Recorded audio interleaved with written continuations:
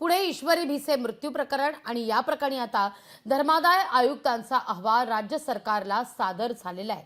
धर्मादाय आयुक्तालयाकडून आता चौकशी अहवाल सादर करण्यात आलेला आहे।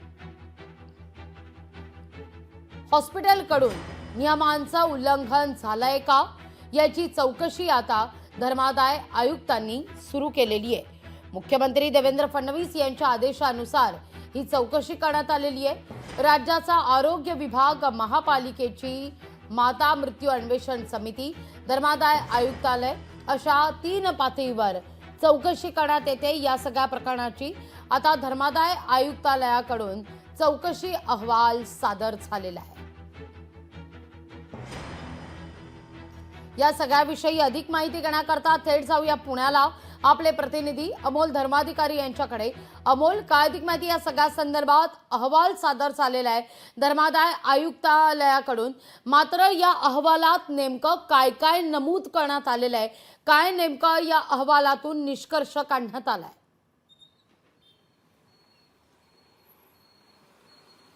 लागावी तुर्तच तरी या अहवालामध्ये काय म्हटलेलं आहे याची माहिती समोर आलेली नाहीये, पण काल राज्य सरकारला धर्मादाय आयुक्तांकडून हा अहवाल सादर करण्यात आलेला आहे।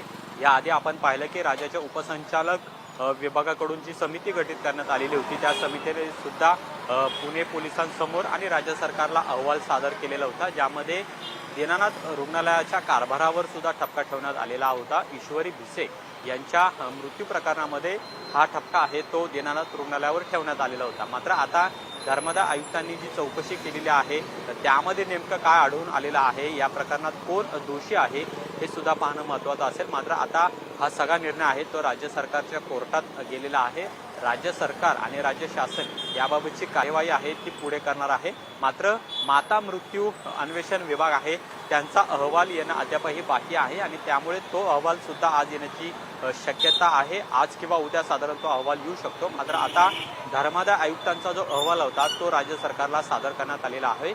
यामध्ये नेमकं हॉस्पिटलचं नेमकं म्हणणं काय आहे, कुटुंबाने नेमकं हॉस्पिटलमध्ये येऊन काय काय केलेलं आहे याची सगळी माहिती आहे त्या अहवालामध्ये असणार आहे। आणि नेमका ठपका हा कोणावर ठेवण्यात येतो, कारण की आरोग्य विभागाचा जो अहवाल होता त्यामध्ये दीनानाथ रुग्णालयाने या पीडित महिलेला तात्काळ दाखल करून का घेतलं नाही असा सुद्धा ठपका आहे तो ठेवण्यात आलेला होता। आणि त्यामुळे यामध्ये मेडिकल ॲक्टचं उल्लंघन झालं आहे का हे सुद्धा पाहणं महत्त्वाचं असेल। पण आता धर्मादाय आयुक्तांच्या अहवालामध्ये नेमकं काय काय नमूद करण्यात आलेलं आहे याची माहिती सध्या गुलदस्त्यात आहे, पण काही कालानंतर ही माहिती सुद्धा समोर येईल आणि त्यामुळे दीनानाथ रुग्णालयावरती नेमकी कारवाई कशा पद्धतीची होतीये हे पाहणं महत्त्वाचं असेल। कारण की 3 प्रामुख्यानं समित्या आहेत त्यांचा हे सगळा शोध आहे तो घेताना पाहायला मिळते। एकीकडे आरोग्य विभागाचं उपसंचालक विभागाची जी समिती होती त्यांनी अहवाल दिलेला होता, त्यानंतर आता धर्मादाय आयुक्तांचा अहवाल आहे तो सुद्धा आहे आणि तिसरीकडे माता मृत्यू अन्वेषण विभागाचा जो अहवाल असणार आहे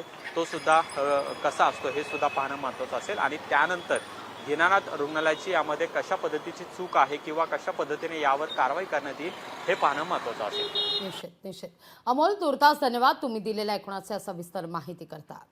वळूया पुढल्या महत्त्वाच्या बातमीकडे। बातमी अर्थातच ईश्वरी भिसे मृत्यू प्रकरणासंदर्भातली आहे। दीनानाथ मंगेशकर रुग्णालय परिसरात आता आंदोलनास बंदी असेल। पुणे पोलिसांनी एक मोठं पाऊल या संदर्भात उचललेलं आहे। या घटनेनंतर पुढच्या 2च दिवसात दीनानाथ मंगेशकर रुग्णालयात आंदोलकांनी घेराव घातलेला होता। या ठिकाणी मोठ्या प्रमाणावर आंदोलन सुद्धा करण्यात आलेलं होतं। घटनेचा निषेध व्यक्त करण्यात आलेला होता। आता या सगळ्या घडामोडींच्या पार्श्वभूमीवर दीनानाथ मंगेशकर रुग्णालयाच्या 100 मीटर परिसरामध्ये निर्बंध लागू करण्यात आले आहेत। रुग्णालय परिसरात रुग्णांच्या नातेवाईकांशिवाय इतरांना एकत्रित जमण्यास प्रतिबंध असेल।